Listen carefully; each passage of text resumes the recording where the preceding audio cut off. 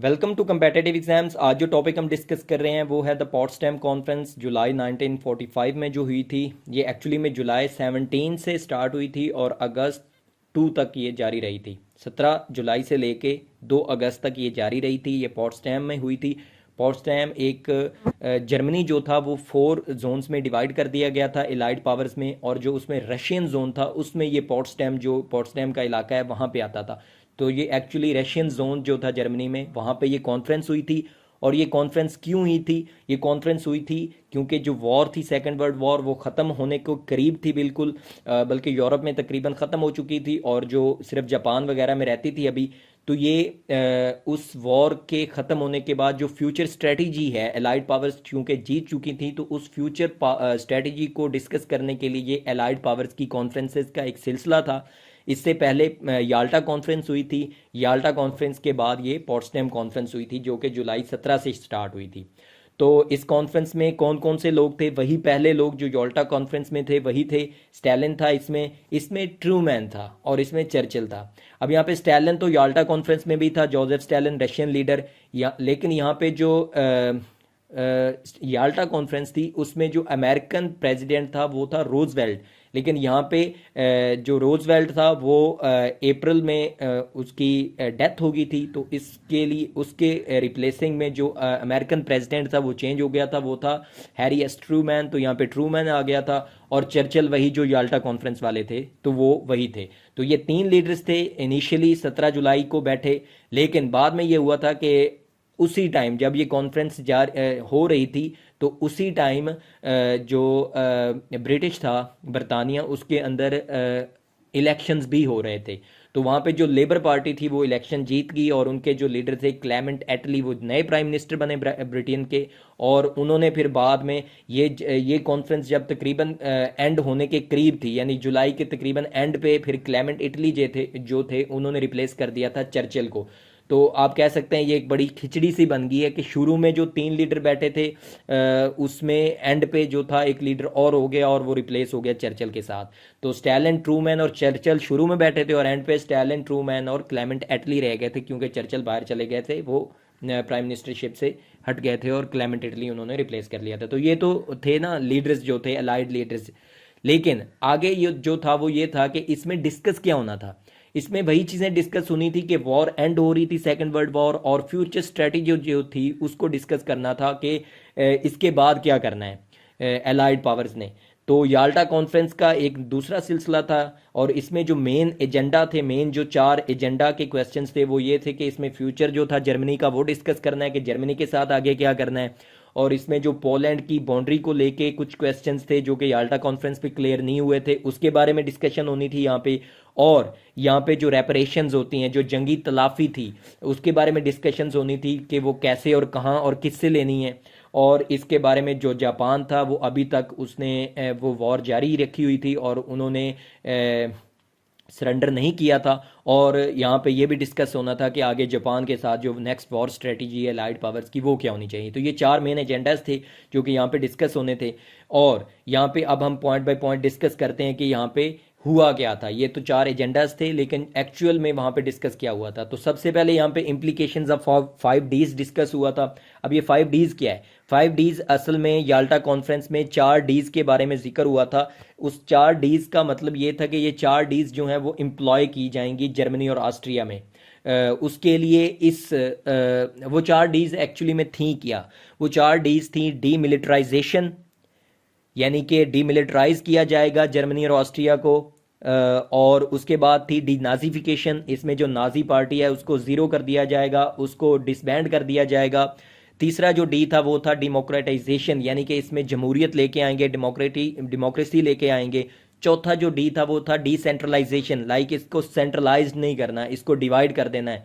तो वो 4 जो जोन्स बने थे वो इसी डी को इम्प्लीमेंट करने का एक, आप कह सकते हैं, अमली शक्ल थी। और पांचवा जो डी था वो था डी इंडस्ट्रियलाइजेशन, कि इनको डी इंडस्ट्रियलाइज भी करना है, कि ये इंडस्ट्रियलाइज्ड रहेंगे तो फिर से ये दोबारा वो जैसे फर्स्ट वर्ल्ड वार के बाद इंडस्ट्रियलाइज था अपना डी इंडस्ट्रियलाइज नहीं किया गया था जर्मनी को, इसलिए वो दोबारा अपना वो जो आर्मामेंट्स थे उन्होंने बना लिए और वो दोबारा से कंट्रोल में आ गए और उन्होंने फिर से दूसरी जंग कर दी। तो इसलिए यहाँ पे एक पॉइंट ये भी रखा गया था कि इनको डी इंडस्ट्रियलाइजेशन इनकी करनी है। तो ये 5 डीज थे जो कि याल्टा कॉन्फ्रेंस पे डिसाइड हुए थे, और यहाँ पे जो पॉट्सडैम कॉन्फ्रेंस है इसमें इसको इम्प्लीमेंट करने के लिए एलाइड कंट्रोल काउंसिल बना दी गई थी, जो कि इन 5 डीज को इम्प्लीमेंट करेगी जर्मनी और ऑस्ट्रिया में।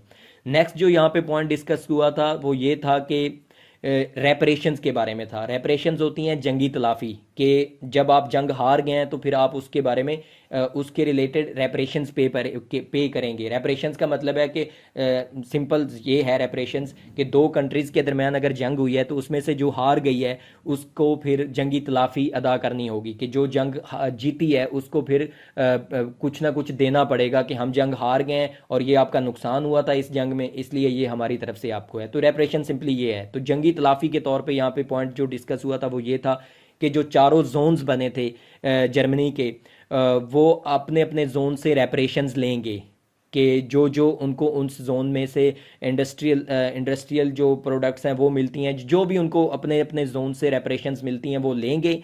लेकिन यहाँ पे जो यूएसएसआर था, रशिया सोवियत यूनियन थी, उनको उन्होंने 10 to 15% जो थे मोर रेपरेशंस, यानी कि बाकी जो जोन्स थे, एक तो रशिया का अपना जोन था उसमें से तो उन्होंने रेपरेशंस लेनी थी, लेकिन 10 से 15% जो नॉन फूड बेस्ड जो इंडस्ट्रियल रेपरेशंस थी वो उनको अलाउ कर दी गई थी। वेस्टर्न जोन्स थे।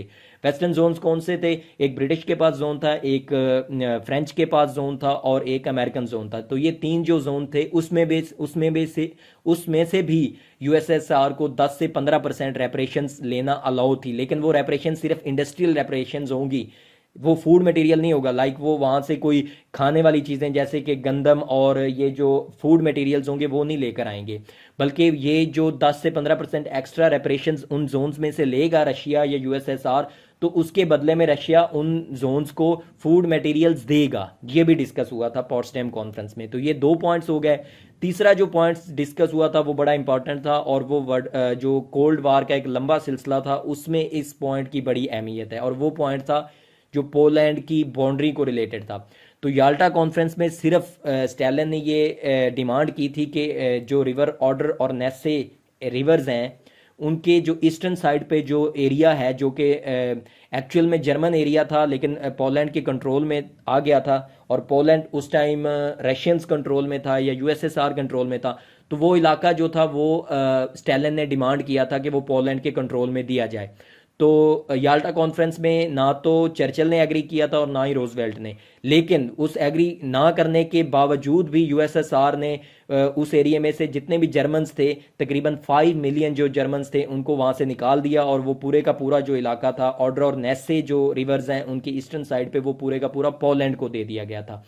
तो यहाँ पे जो था ये जो अमल था, ये जो एक्शन था यूएसएसआर का, इसके ऊपर ट्रूमैन और चर्चिल ने पॉट्सडैम कॉन्फ्रेंस में अपने गुस्से और गम और गुस्से का जो इजहार कहते हैं, यानी कि अपनी डिससेटिस्फैक्शन वहाँ पे अपने शो करवाई स्टैलिन के सामने कि हम इस पॉइंट पे खुश नहीं हैं, कि इसमें हमारी मंशा या हमारी इसमें जो कह सकते हैं आपके हमारी इसमें खुशनुदी शामिल नहीं है, कि हम इस पे एग्री नहीं करते। सिंपली ये था। तो ये एक पॉइंट कह लें कि एक डिसएग्रीमेंट वाला पॉइंट था, लेकिन यूएसएसआर ये कर चुका हुआ था बगैर एग्रीमेंट लिए बाकी पावर से।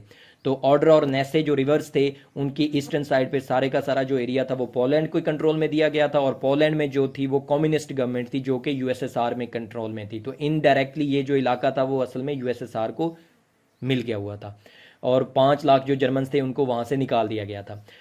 और यहाँ पे जो पॉट्सडैम कॉन्फ्रेंस में नेक्स्ट जो इम्पोर्टेंट पॉइंट था वो ये था कि जो एटॉमिक बॉम्ब था वो जो अमेरिका बना चुका हुआ था, जिसको कि सीक्रेट वेपन उस टाइम कहा जा रहा था, उसके बारे में यहाँ पे जो ट्रूमैन थे उन्होंने बताया।